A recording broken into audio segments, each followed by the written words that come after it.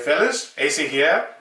Welcome to another review, and today I'm about to review a modern masterpiece, guys. This is nothing short of a masterpiece, and I'll explain to you why. Most of you probably already know about this, have heard about it, but for those people who haven't heard about this fragrance, welcome to a really good fragrance. Bois d'Argent. This is one of those Dior fragrances which belongs to the Dior classification of private blend known as Collection Privée. This is the original Collection Privée, if you like.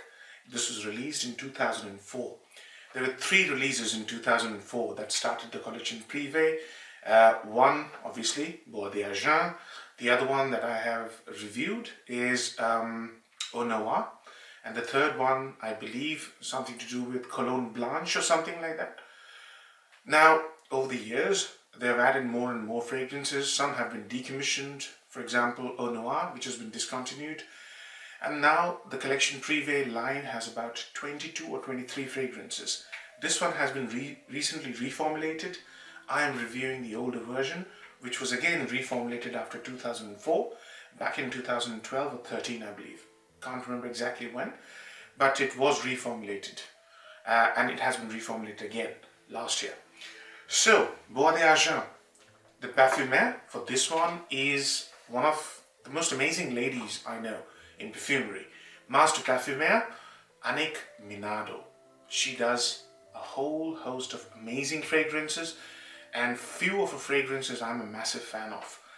One being Boucheron Jaipur. The other one, I believe, is CK1.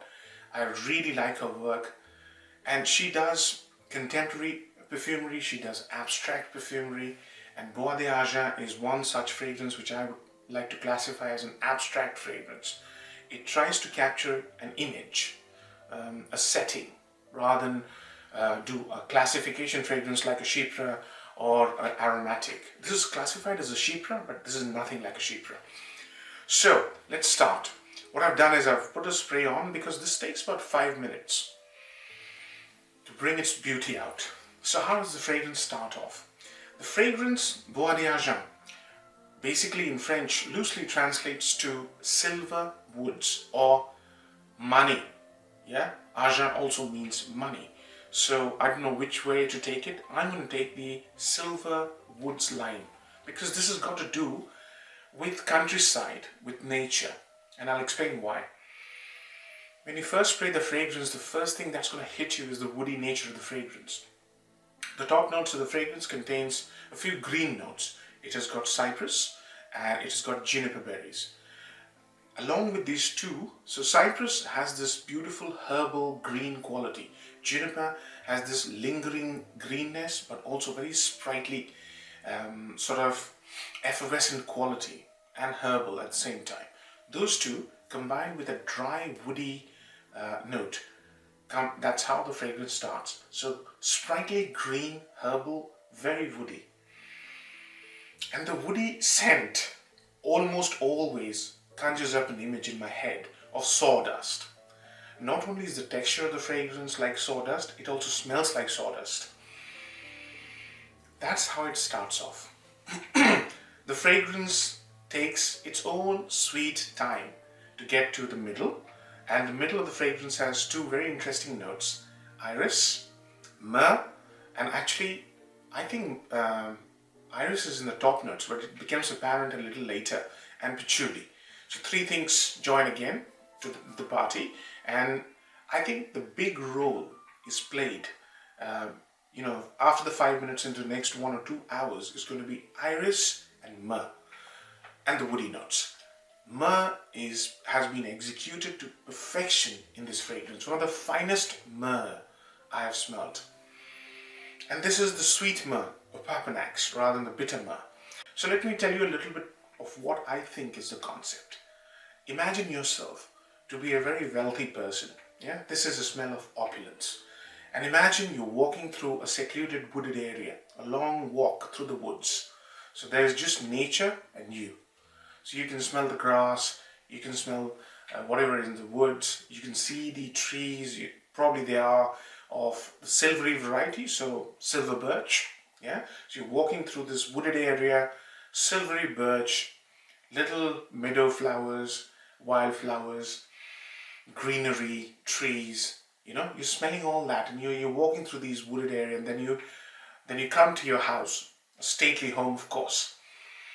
That's the image that's in my head when I sit and smell this fragrance all by myself.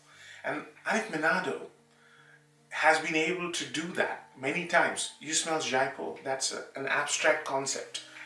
This is an abstract concept of a wealthy person and his home. Yeah? So, woody, green, medicinal or herbal, uplifting, very, very comforting, and very refreshing. Yeah? Almost nature. Yeah? That's how the fragrance is very slow, it progresses very slowly. Here is a dry down, fellas. In the dry down, there are many notes which are considered heavy, but they've been executed with very thin layers, very, very delicate execution. So what are the notes? Leather, honey, yeah, vanilla, resins, amber. I think there's musk as well, but I'm not very sure. But smoked up honey and vanilla are making this fragrance, from a green woody scent to something like warm milk, very comforting.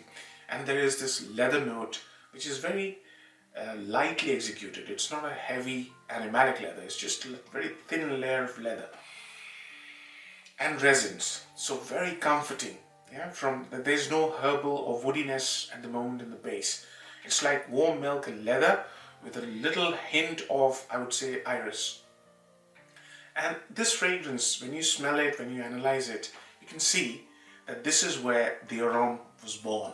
Yeah, it has got those, notes like iris, leather. It doesn't smell like the aroma at all, but you can see where the aroma was born. And the aroma was released back in 2007, I believe. So you can see the lineage. So that's the fragrance in a nutshell. So pros and cons, guys.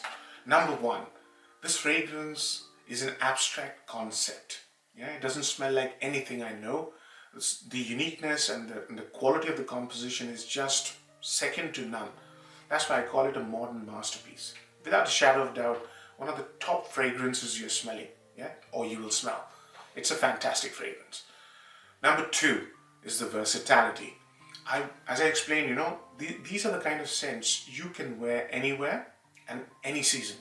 You can wear this to work, you can wear this to play, you can wear this to a date, and I wouldn't hesitate from wearing this fragrance in any weather. I wouldn't have any problems in any weather. The third pro is the quality of the fragrance. It's an outstanding quality composition, guys. Very fine composition, very high quality materials. This thing reeks quality. Okay? Now the downsides. Number one, more or less this fragrance is linear.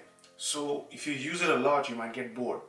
As I said, only one transition from fresh herbal green to very comforting, warm, leathery, milky honey scent. So just one transition. So, you can, and this is such a long-lasting fragrance, you can get a bit, bored. Number two downside would be the price point. But if you think about it, it's only available in three configurations: 125 ml, 250 ml, and 500 ml. So 125 is available for about £260 on Nutino. If you look online on eBay and stuff like that, you can get it for cheaper. But yeah, it's an expensive fragrance, but if you compare it to a Creed, it doesn't appear that expensive per ml, and the quality and the composition, they are bar none. There is absolutely no difference between a very high-end niche and Bois d'Argent. Very high quality, at least the vintage one. In terms of performance, guys, very long-lasting fragrance, and it also has this amazing projection. You think this is a delicate fragrance, this is like a very thin layer, but don't mistake it for a thin, weak juice. People will smell you and you will get compliments. This has got a longevity which is in excess of 8 hours, projection at least 4 hours, more than 1.5 arms length, serious projection, and superb sillage. Put it under your shirt, on your shirt, you'll see how, the moment you move, you'll smell it. that beautiful green iris, woody, sawdusty smell, it'll be there for at least 4 hours, and then it turns into what I explained. So performance wise, absolutely no issues. So, marks out of 10. I would give it 8 out of 10. Yeah? Why? Why I'm taking 2 marks out? Very, very expensive, and the linearity. It's quite a linear fragrance, so it might get a bit boring. So there you go. I hope you liked the review. See you later on. Take care. Bye-bye.